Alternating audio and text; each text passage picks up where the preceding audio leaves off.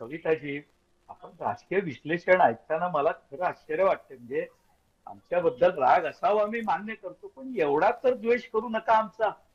म्हणजे या निवडणुकीमध्ये प्रसाद लाड यांनी त्यांच्या श्रमिक उत्कर्ष सभेच्या वतीने निवडणूक लढल्या. म्हणजे तसं बघायला गेलं तर भारतीय जनता पार्टी पूर्ण ताकदीने उतरली आहे की त्यांनी आपली ताकद लावली, असा काही विषय नव्हता. याचं कारण ही बेस्टच्या पतपेढीची निवडणूक होती. आमच्या दृष्टीने आम्ही त्याच दृष्टीने ते बघत होतो. ज्या दिवशी निवडणूक होती त्या दिवशी आम्ही आमच्या वेगळ्या कार्यक्रमांमध्ये होतो. आम्ही तर कुठल्या डेपोकडे फिरकलो सुद्धा नाही. पण विचार करा, ज्यांची त्यावर गेली 10 वर्ष सत्ता, हम्म. म्हणजे आज हे म्हणतात की तो यांचा विजय नाही, तो शशांकराव यांचा विजय. अहो, तुम्ही ही गोष्ट का मान्य करत नाही की 21 पैकी तुमचा एकही उमेदवार निवडून येऊ नये? हम्म. हम्म.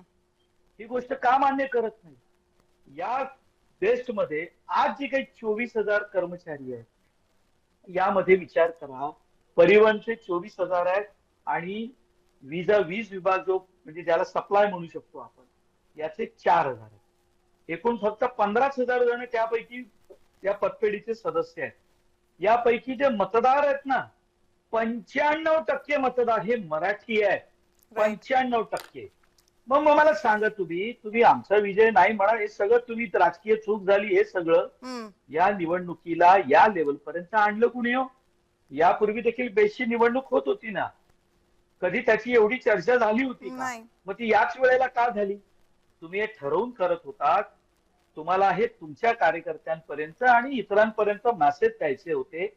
बघा, असं आहे, बेस्टच्या निवडणुकीत या वेळेला जे काही मुद्दे चर्चेला आले याची कुणी चर्चा करणार नाही, कारण त्याचं श्रेय द्यायचं नाही ना हो आम्हाला. हे द्वेष किती करायचा? अहो, ज्या बंगल्यांची खरेदी झाली, म्हणजे मी होतो ना बेस्ट कमिटीत, हम्म.